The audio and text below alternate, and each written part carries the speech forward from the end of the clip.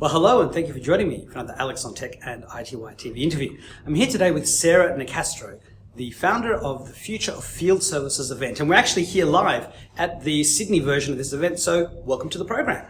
Thanks, Alex. Thanks for having me. Thank you for taking the time. So look, before we go any further, can you please tell us about this event, Future of Field Services, which industries it's aimed at, and why it goes well beyond the field?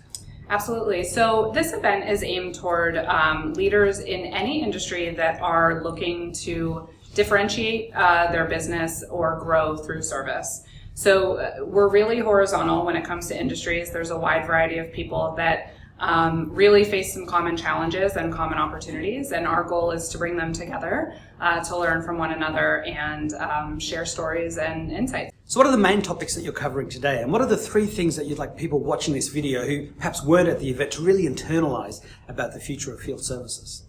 Yeah, so I think some of the main topics we're touching on today are the evolution of service and how services becoming more sophisticated, more advanced. So this journey to outcomes-based service, this idea that today's customers aren't really interested in the product or even the service, but the outcome it provides to them. Absolutely, yeah. That ties in with conversations around how service delivery is evolving and, of course, what it demands of the frontline workforce, which ties in then with company culture, leadership, things like that. So a lot of interconnected themes that are all related to how companies need to bring together technology, skilled workers, strong leaders, and create an environment where that can go out and provide value to their customers. And one of the things you spoke about in the keynote today, or with the guest from Schneider, was that how everyone says, oh yeah, we're happy with change, but then when actually they come to change, there's a bit of apprehension, and that leaders really need to anticipate this, understand it, and work through it, because ultimately people will get on board with the program. Yes. So there's a whole lot of change taking place. You asked what are three things I would want people to think about from today's event. I think number one is there's so much potential in service. Yeah. There's so much untapped opportunity for businesses to grow and evolve. But that requires a lot of change, and that change can be really hard operationally, but most importantly from that people perspective. So there's a huge focus right now on talent. How do we make sure that we bring new folks in to field service?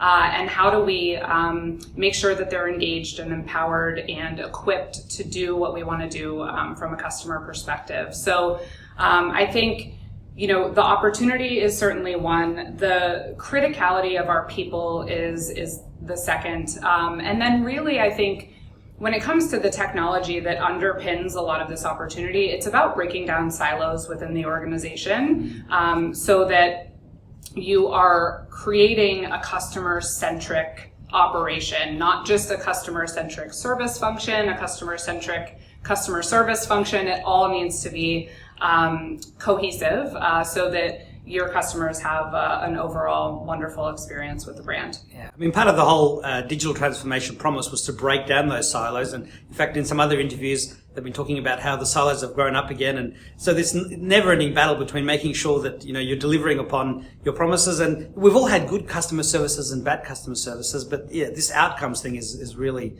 It's ringing my bell. Yeah. So I'm not sure if you've already sort of mentioned this in brief, but I mean, what are some of the other challenges that we have to face in field service? I mean, you've spoken about leading, attracting, and retaining talent, rewarding staff, new technologies, AI, automation, costs, new growth opportunities, outstanding customer service. Is there anything else you want to add to all of that? Well, I think, going back to your point, why is Future of Field Service more than just field service? Yeah. It's exactly what you just said. Field service traditionally was a silo, and to realize that potential, it can't be a silo. And so that means that the content we're creating, the topics we're covering, reach far beyond just the field into these topics about, leadership and company culture and talent and digital transformation and business intelligence and on and on. So, I think you've touched on most of the major challenges, but a lot of it is really it comes back to not being beholden to our legacy or what was or what has always been, because the game has changed, right? And so the companies and the individual leaders have to change along with it. Many revolutions are about turning things on their head. And I heard you say before during the keynote, customer service was a cost center, but it's actually an opportunity to really delight your customers and to get new business. It's a huge opportunity. I mean, I think the cost center mentality has been gone for quite a long time, but it resurfaces in waves, right? I mean, we have a session today talking about how to fortify the business amid economic turmoil. We have certainly the need to be cost conscious. I think the difference is there's a way to do that today where we're not sacrificing our employee experience or our customer experience. We're looking for ways to leverage technology and operational changes to work smarter instead of working harder. So we can look for ways to increase efficiency, productivity, without it taking a toll on our employees or our customers. Now, the future of field service is also a part of IFS. So just tell us quickly about how those two work together. Yeah, absolutely. So, service is very important to IFS. And I think IFS recognizes that technology is one piece of a big puzzle here, right? So, the themes and trends that we're talking about today, often you'll hear folks say technology is really the easy part. Yeah. And so future of field service is a way for IFS to allow me to provide thought leadership, insights and connections, community to service businesses, where we're really broadening the conversation outside of just the technology piece and talking about these other facets of that puzzle, and a lot of the things that our customers and others face when they're navigating service transformation and business transformation. And that's what you see at the futureoffieldservice.com website. It's full of podcasts and interviews. It's full of great content. Just tell us quickly about the website. Yes, so we publish an article every week as well as a podcast each Wednesday. All of our content, I like to say, our goal is to be the voice of the industry. My objective is to connect with service leaders and to give them a platform to share their challenges, experiences, wins, and lessons learned with one another, because that knowledge makes the community overall stronger. You can find articles, podcasts, you can find the other events that we're hosting throughout 2023 and beyond. And we have a newsletter called the Future of Field Service Insider that also provides some exclusive content to our subscribers as well. Yeah. Now, one of the big things we've heard about in the past few months is AI and ChatGPT, but we've also had a lot of AR, MR, XR, headsets, and the industrial metaverse is now a thing, especially in warehouses and in field service. So do you have any things you can share on your views on both AI in terms of these chatbot GPT, which can, in theory, power customer service chatbots and seem human, and also the headsets that are, in theory, making life a lot easier for people in the field because they have service manuals, they have guides, they have all these things right there? Yeah. I think one of the key aspects of businesses taking advantage of the opportunity that service presents is to understand that the way we deliver service is evolving, and it will continue to evolve. I think one of the biggest opportunities over the next 5 years is for businesses to really take advantage of these technologies, AI, AR, and beyond, to take a remote-first service approach. And this is a loaded topic because it touches different aspects of again, change. But really, it's the idea of, taking the guesswork out of just technicians driving around in vans, checking on things, calling, customers calling when they're needed and dispatching, maybe not having the right person, the right part, and having to make a repeat trip.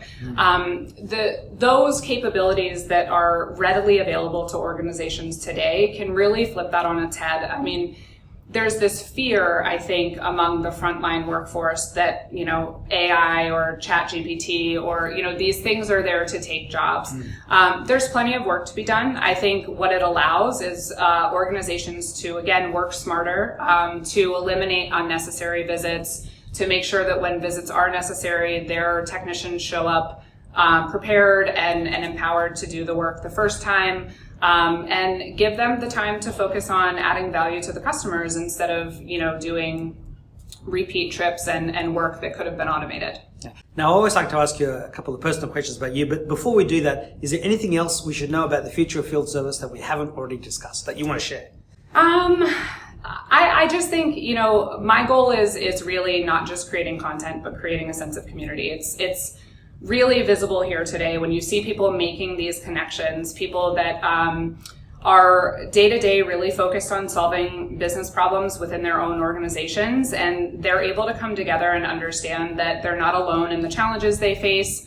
They can share ideas and be informed and inspired by one another, and that's what I enjoy most about what I do. So that's what I hope to provide folks that come to Future of Field Service. So my second last question is to simply ask you if you could please share some of the best advice you've received in life to help you get where you are today. Yeah, I think the best advice is to be yourself, to be authentic, and to be confident that everyone brings something unique to the world. I'll share a quick story. When I started out writing, the first assignment I had was to write a story about how a company was using a certain technology. And when I interviewed the business leader, he used a lot of acronyms. I didn't understand any of them, but I was so afraid to seem stupid or that I didn't know what I was talking about. So I just listened and, took notes, put together the article, gave it to the copy editor, and he threw it right back at me and said, you're going to need to start over.